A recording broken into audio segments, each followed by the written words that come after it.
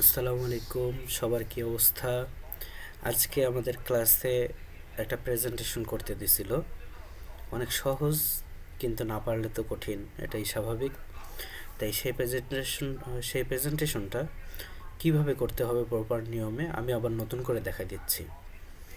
প্রেজেন্টেশনটা এরকম ছিল: প্রথম পেজে নাম এবং রেজিস্ট্রেশন নাম্বার, সেকেন্ড পেজে ছিল একটা ছবি এবং উপরে টাইটেল হিসেবে পিকচারের সাইজ, সরি, টেক্সটের সাইজটা বলে দেওয়া ছিল 26 এবং এরিয়াল হবে, সাথে বোল্ড হবে।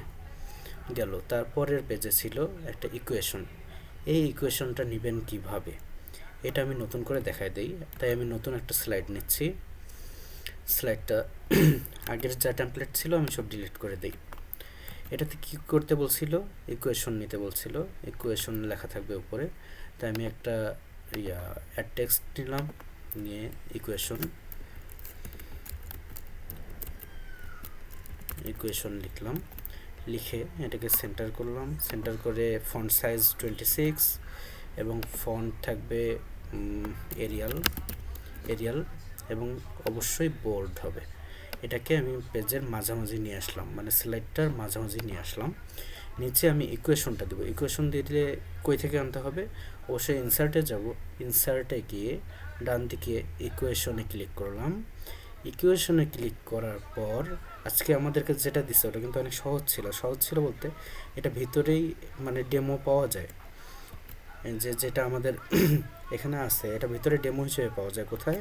সেটাই যে আমি প্রথমে যে ইকুয়েশনে ক্লিক করছি এরকম একটা বক্স আসছে এবং ভিতরে লেখা আছে টাইপ ইকুয়েশন হেয়ার। এখন উপরে যাই আমি, লিমিট অ্যান্ড লগ এর ভিতরে দেখেন আজকে যেটা দিছিল কমন ফাংশন, যে এখানে দেওয়া আছে।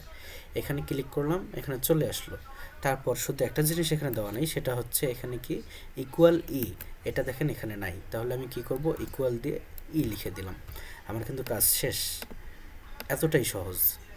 এটা এখানে যেহেতু ডেমো দেওয়াই আছে, এখানে শুধুমাত্র বসাই দিলাম, কাজ শেষ। এখন আরেকটা স্লাইড নেব।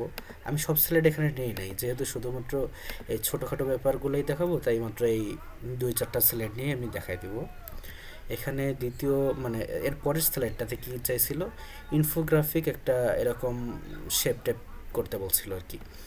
উপরে যেটা, এটা হচ্ছে প্রপার নিয়মে করা, আর নিচেরটা হচ্ছে শেপ আলাদা আলাদাভাবে নিয়ে করা। আমি দুইটাই দেখাই দেব। যদি কোনো কারণে পরীক্ষার দিন পিসিতে দেখেন যে অনেক পুরাতন সফটওয়্যার দেওয়া,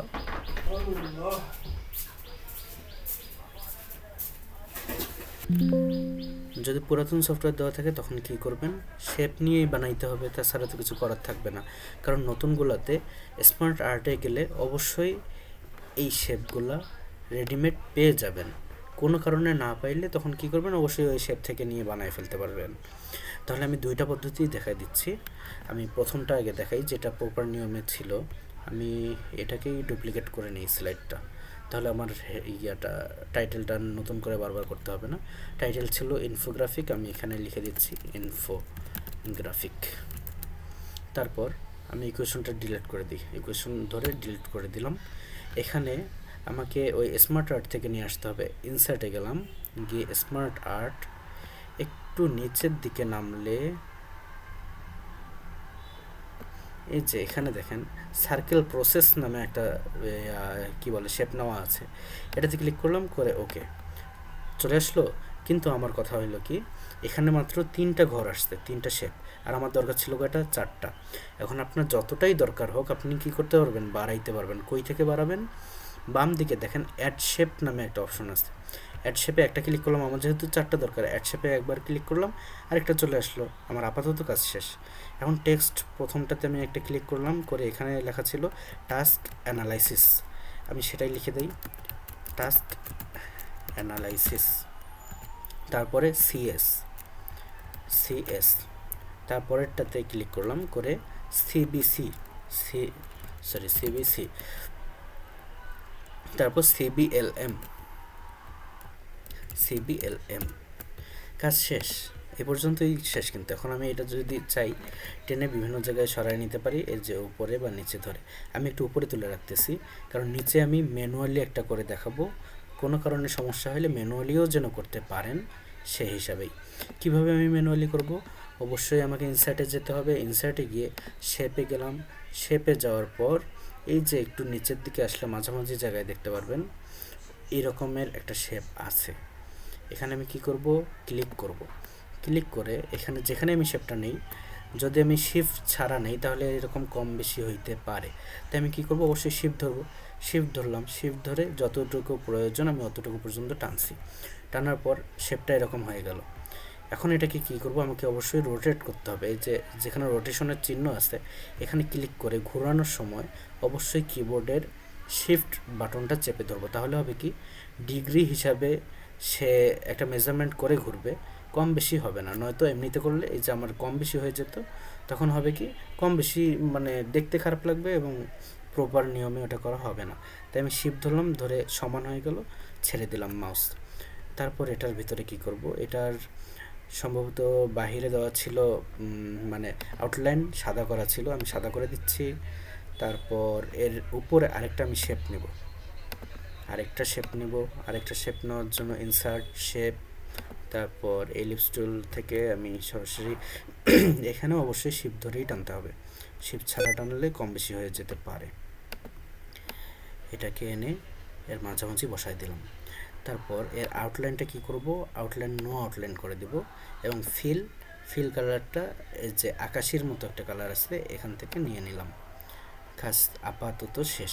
এখন করব কি, এই দুইটা একসাথে সিলেক্ট করলাম। সিলেক্ট করে কীভাবে? প্রথমে একটা অবজেক্ট সিলেক্ট করবেন যে কোনো একটা, তারপর শিফট ধরে বাকি অবজেক্টটাতে ক্লিক করবেন। করে আমরা নর্মালি করি কি, উপরে যে ডান দিকে গ্রুপ থেকে গ্রুপ করতে পারি, অথবা এই অবজেক্টের উপর রাইট ক্লিক করে গ্রুপের ভিতরে গিয়ে গ্রুপ করতে পারি। কিন্তু এর শর্টকাট কি, কিবোর্ডের কন্ট্রোল ধরে জি চাপ দিলে গ্রুপ হয়ে যায়। একটা কাজ শেষ আমার। এখন এটাকে আমাকে কি করতে হবে? কপি করতে হবে।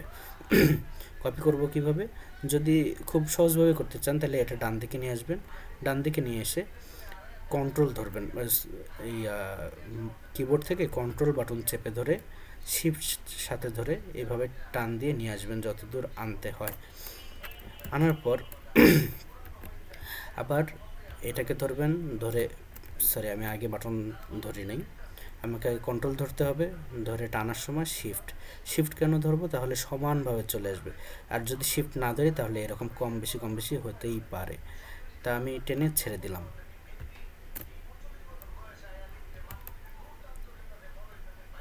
তারপর আরেকটা এরকম করে টেনে এখানে ছেড়ে দিলাম। আমার 4টা হয়ে গেল। 4টা হওয়ার পর কি করব? এই যে ডান দিকের যেটা, এটা যেহেতু রাউন্ড শেপের ছিল, আমি চাইলে রাউন্ড শেপ করে নিতে পারি। আবার চাইলে আরেকটা কাজ করতে পারি কি, আমার যেহেতু করাই আছে, আবার নতুন করে শেপ পাল্টাপাল্টি বা কোনো কিছু করার প্রয়োজন নেই। বাহিরের দিকে যে শেপটা আছে, যেটা একটু ওই যে মাথা চক্কা টাইপের, এটাতে ক্লিক করলে এখানে দেখবেন একটা হলুদ চিহ্ন আসে। এই হলুদটা ধরে এরকম করে টান দিয়ে একটু ভিতরের দিকে ঢুকাই দেবেন। আপাতত কাজ শেষ। এখন করবেন কি, এই মাঝামাঝি ক্লিক করবেন, ডাবল ক্লিক। এখন আপনি দেখতে পারবেন টাস্ক অ্যানালাইসিস,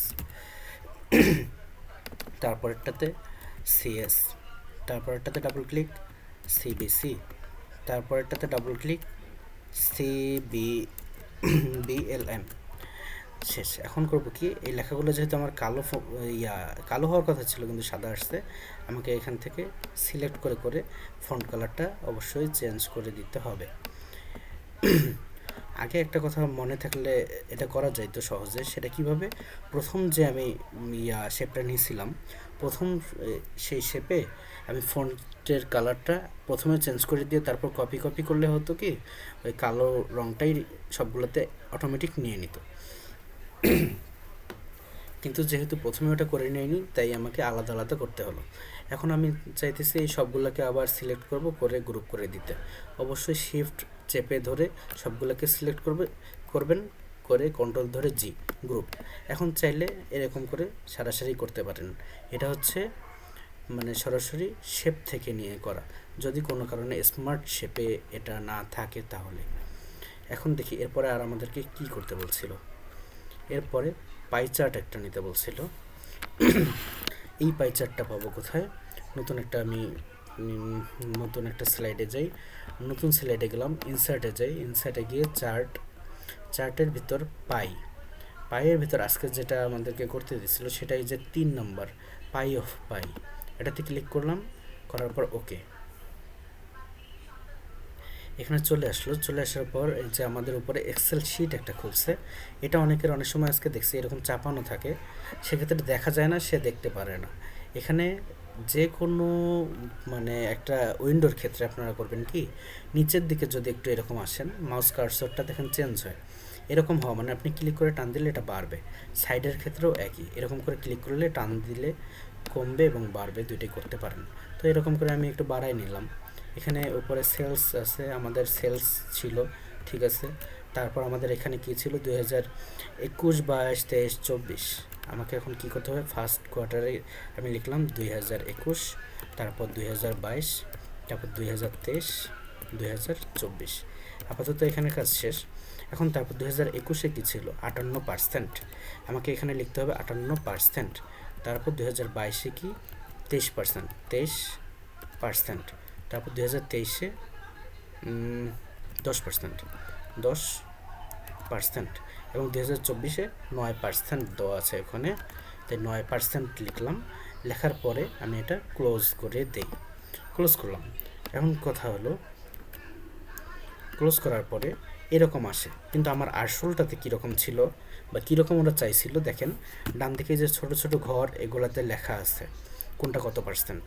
কিন্তু আমি এখন যেটা করলাম, যে এটাতে লেখা নাই, এটাতে লেখাটা আনবো কীভাবে, যে কোনো একটার উপরে আমি ক্লিক করব, অবজেক্টের উপরে ক্লিক করার পরে মানে পাইয়ের উপরে ক্লিক করব, করার পরে ডান দিকে উপরে যে তিনটা অপশন আসছে, এখানে প্লাস চিহ্ন যেটা, এটাতে গিয়ে ডাটা টেবিল নামে অপশনটাতে টিকমার্ক দিতে হবে এবং ডান দিকে যাব, গিয়ে data callout. Data call আউটে দিলে দেখেন লেখাগুলো বাহিরে চলে আসলো। এখন এটাকে আমি টেনে যেখানেই দিই না কেন, ও দেখবেন এর সাথে লিঙ্ক করে ধরে রাখবে। আমি যেদিকে এগুলো সরাই দিই, এটা সেদিক যাবে এবং সাথে একটা শেপের মতো লিঙ্ক তৈরি হয়েই থাকবে, যেন বোঝা যায় যে কোনটা কিসের। যত দূরেই নেই না কেন, এই ছোট দাগগুলো থেকে যাবে। তাহলে আমাদের আজকে মনে এই পর্যন্তই শেষ। পরে লাস্টের স্লাইডে ছিল থ্যাংক ইউ দিয়ে শেষ, এবং থ্যাংক ইউয়ে একটা অ্যানিমেশন সেট করতে বলছিল, সেটা আপনার পছন্দ মতন অ্যানিমেশন একটা সেট করে দিবেন। আর আরেকটা জিনিস, একটা প্রশ্ন অনেকের মধ্যে ছিল যে এই পাই চার্টের ছবিটা মানে এই শেপটা এক একজনের কাছে এক এক কালার আসছে, এর কারণ কি এবং এটা কিভাবে চেঞ্জ করা যায়। আপনি পাই চার্টে যে কোনো জায়গায় একটা ক্লিক করলেন, এটা সিলেক্ট হলো, এরপর এই যে দ্বিতীয় যে অপশনটা আছে ডান দিকে, এটাতে আসবেন। আসার পর এখান থেকে বিভিন্ন স্টাইল চেঞ্জ করে দিতে পারেন। এবং এই যে ডান দিকে দেখেন একটা কালার অপশন আছে, এখানে কালারের পুরো একটা কি বলে এটাকে, পুরা ওরা সরি আমি আসলে বলতে পারতেছি না এই মুহূর্তে, আমার মনে পড়তেছে না। ওরা এক একটা মানে থিম বানায় রাখছে, এখানে কালার সেট করে করে থিম বানায় রাখছে। এখন আপনি যেটাতে ক্লিক করবেন দেখেন কালার সেই হিসেবে চেঞ্জ হবে। আমি যদি এটাতে দেই এরকম কালার আসলো, কেউ যদি এটাতে দেয় তার কাছে এরকম আসবে, যেটাতে দেওয়া থাকবে তার কাছে সেটাই আসবে। এবং নিচে যে এগুলো আছে এগুলো থেকেও চেঞ্জ করা যায়। তাহলে আমি আমার ডিফল্ট যেটা ছিল আমি ওটাতেই দিয়ে রাখলাম। তাহলে এই পর্যন্ত ক্লিয়ার, আজকে এই পর্যন্তই, আল্লাহ হাফেজ।